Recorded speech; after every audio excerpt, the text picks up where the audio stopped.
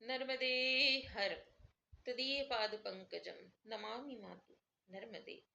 9वां अध्याय। नर्मदा की उत्पत्ति एवं स्नान का महात्म्य। 9वें अध्याय में मार्कंडे जी धर्मराज युधिष्ठिर जी से नर्मदा की उत्पत्ति एवं स्नान महात्म्य का वर्णन कर रहे हैं।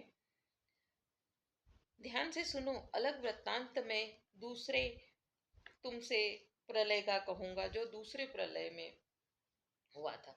पहले द्वादश सूर्यों से चर चरात्मक संसार जब जल गया, सभी नदी सरोवर और सागर विनाश को प्राप्त हो गए, तो सर्व मर्यादाओं का विनाश हो जाने पर विविध रूप वाले इंद्रधनुष से शोभित मेघों से संपूर्ण आकाश आच्छादित हो गया। उसके बाद सब जलमय हो गया। सारी सृष्टि सागर में हो जाने पर भगवान शंकर से सारे संसार को अपने पेट में पचाकर अपनी प्रकृति का आश्रय लेकर सो गए। योग स्वरूप वह प्रजापति हजारों युगों तक समुद्र में प्रविष्ट होकर शयन करते रहे। वहां अनेक बिस्तरों से युक्त निर्मल चमकीले शयन कक्ष में शयन कर रहे उन सपत्नीक महादेव शंकर को भृगु शौनक आदि ब्रह्मलोक निवासी ऋषियों ने भी देखा। कहा जाता है हमारी सृष्टि के रचनात्मक सृष्टि रचने वाले ब्रह्मा जी ने इस सृष्टि का निर्माण किया। वहीं विष्णु भगवान ने पालन किया। तो विष्णु जी हमारे पालन करता है और शिव जी हैं जो वो संहार करता है। सृष्टि की रचना करना, पालनहार और संहार करना, मतलब ये जीवन निरंतर चलता रहता है और ये युग बदलते रहते हैं। और इन्हीं सप्त युगों की कहानी में नर्मदा कभी क्षीण नहीं हुई और नर्मदा जी हमेशा विद्यमान रही। और मार्कंडे जी युधिष्ठिर जी को यह सारी बातें यथापूर्वक हर कल्प हर युग की कहानी या उस समय का किस तरह से वापस सृष्टि का संचार हुआ वह सब बताते हैं। यही नर्मदा का महात्म्य है। विश्व रूपिणी धारिणी वह नारी तथा विश्व रूप वह महेश्वर, वे दोनों ही खूब लिपट कर सोए हुए थे। उन अव्यव अविनाशी प्रकृति व पुरुष को मैंने भी देखा। तत्पश्चात उन देव के चरणों के समीप पद्म लक्षणों से लक्षित सुंदर कटिभाग वाली उन देव के चरणों को दबाती हुई उस सुंदरी कन्या को भी मैंने देखा। सुंदर निर्मल वस्त्र से आच्छादित नाग रूपी यज्ञोपवीत धारण किए हुए सब आभूषणों से भूषित कमलमयी श्यामा स्निग्ध प्राय 16 वर्षीय कन्या को मैंने देखा। इस प्रकार सहस्त्र युग तथा सुंदर विदुषी का नर्मदा सोए अपने मानस पुत्र भृगु आदि के साथ से वहां स्थित श्री शंकर जी की ईश वंदना विषयक मंत्रों से स्तुति कर रहे चारों वेद सहसा समुद्र में लुप्त हो गए। वेदों के लुप्त होने पर अज्ञान का अंधकार से युक्त भगवान ब्रह्मा सोए हुए भगवान शंकर को जगाते हुए उपस्थित हुए। ब्रह्मा ने कहा, सबके पाप ताप हरने वाले हर पीले नेत्रों वाले पिंगाक्ष महेश उठो। मुझे दिव्य ज्ञान के रूप में प्राप्त वेद राशि जिससे मैं सृष्टि का कार्य पूर्ण करता हूँ वह लुप्त हो गया है। अतः उन्हें प्राप्त करने के लिए मैं आपकी स्तुति कर रहा हूँ। दिव्य चरात्मक संपूर्ण संसार लौकिक अलौकिक वह सभी वेदों से व्याप्त है। वेद ज्ञान से ही मैं अतीत और वर्तमान के पदार्थों का स्मरण कर उनकी सृष्टि करता हूँ।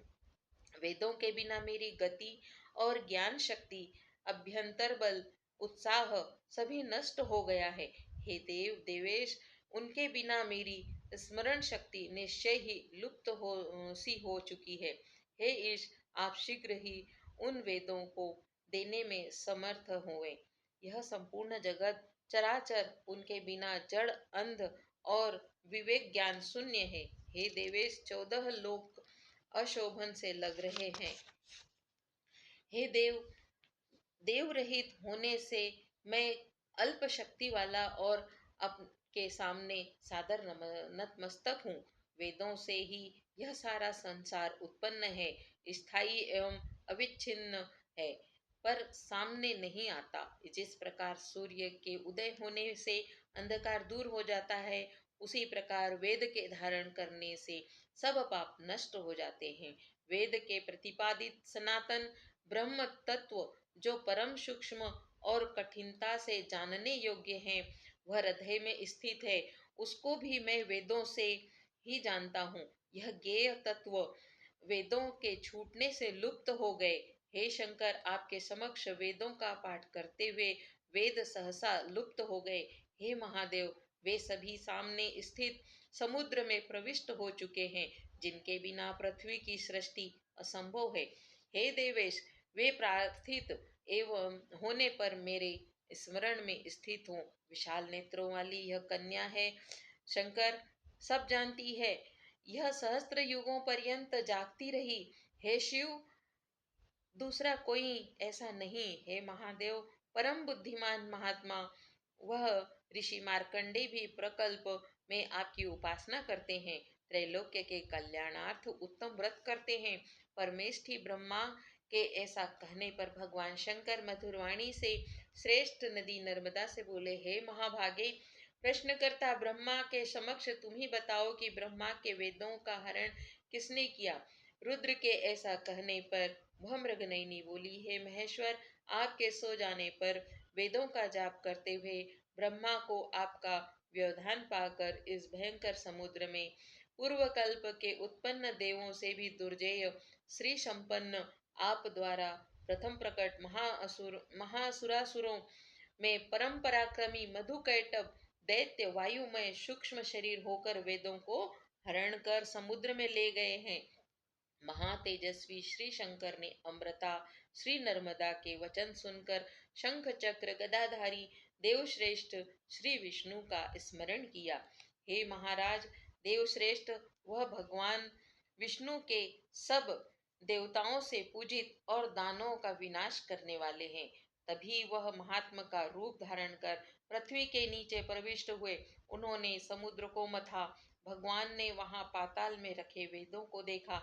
मधु दैत्य के मारने वाले भगवान विष्णु ने पराक्रमी उन दोनों वीरों को भी देखा और शीघ्र ही महावेगशाली बड़े भुजाओं वाले उन मधुकैटभ दोनों दैत्यों का वध किया और चक्रधारी जगत गुरु विष्णु ने उन वेदों को लाकर ब्रह्मा जी को दिया। तदनंतर भगवान विष्णु से वेदों को पाकर ब्रह्मा जी प्रसन्न हो पुनः चराचर रूप संपूर्ण जगत की उत्पत्ति किए। तब वह सब जीवों को पवित्र करने वाली श्री शंकर की सेविका पुण्य नदी नर्मदा पूर्ववत जल के रूप में बहने लगी। उस नर्मदा के तट पर देवता ऋषि तपोधन महात्मा प्रसन्न चित से भगवान शंकर का पूजन करने लगे। भगवान शंकर की एक मूर्ति त्रिगुणात्मक होकर ब्रह्मा विष्णु शिव के रूप से अन्य कारण भाव को प्राप्त कर होकर सृष्टि स्थिति और प्रलय करती है। इन तीनों मूर्तियों में जो अज्ञानी भेद दृष्टि करते हैं, उन परमात्मा पुरुषों को धर्म और सिद्धि की प्राप्ति कैसे संभव है। इस प्रकार ये तीनों नदियां रुद्र से उत्पन्न हुई है। एक होकर भी गंगा नर्मदा सरस्वती रूप से तीन भेद वाली हो गई। सब पापों को नष्ट करने वाली गंगा तो वैष्णवी श्री विष्णु की मूर्ति है। रुद्र के शरीर से उत्पन्न श्री नर्मदा भी सब पापों को विनष्ट करती है और तीनों लोकों में प्रसिद्ध द्यू रूप वाली कामना मात्र से यथेच्छ गमन करने वाली देवी ब्रह्म शक्ति संपन्न सरस्वती की मूर्ति वाणी की विभूति के लिए स्थित हुई। भगवती नर्मदा कोई अनिवर्चनीय शिव शक्ति स्वरूप दिव्य रूपवती यथेच्छ गति वाली देवी है। वह सर्वत्र सुरों द्वारा पूजित है। सब भूतों में व्याप्त अत्यंत सूक्ष्म मृत्यु लोक की अमर संसार सागर को पार करने वाली रुद्र से उत्पन्न है। जो मनुष्य इस नर्मदा का जल पान करते हैं, वे सब पापों से छूट जाते हैं और अनादिकाल से चले आ रहे संसार का परित्याग कर स्थिर परम शुद्ध मोक्ष स्वरूप भगवत पद को प्राप्त करते हैं। जैसे गंगा और नर्मदा ठीक वैसे ही सरस्वती है। स्नान दर्शन तथा स्मरण से इनका पुण्य फल समान ही कहा गया है। वरदान से यह महाभागा नर्मदा विद्वानों के द्वारा श्रेष्ठ बताई गई है। दयालु अंतःकरण से यह माता अमृत रूपा है। स्नान आदि मांगलिक कार्यों से तथा दर्शन मात्र से नर्मदा में जो शिव शंकर को नमन करते हैं, हे राजन, वे सब पापों से छूट जाते हैं। जिस कारण यह महानदी नर्मदा, जो पार्वती और शंकर के अंग से उत्पन्न है, भक्त जनों को दर्शन, स्मरण व स्नान से स्वर्ग पहुंचाती है। अतः यह पुण्यदायिनी है। जो मनुष्य इस प्रकार श्री शंकर जी के देह से उत्पन्न नर्मदा की पवित्र कथा को प्रेम से सुनता है, वह पुरुष गंधर्वों और यक्षों द्वारा उच्च स्वर से गाई जा रही अपनी प्रशंसा को श्रवण करता हुआ शिवलोक को प्राप्त करता है।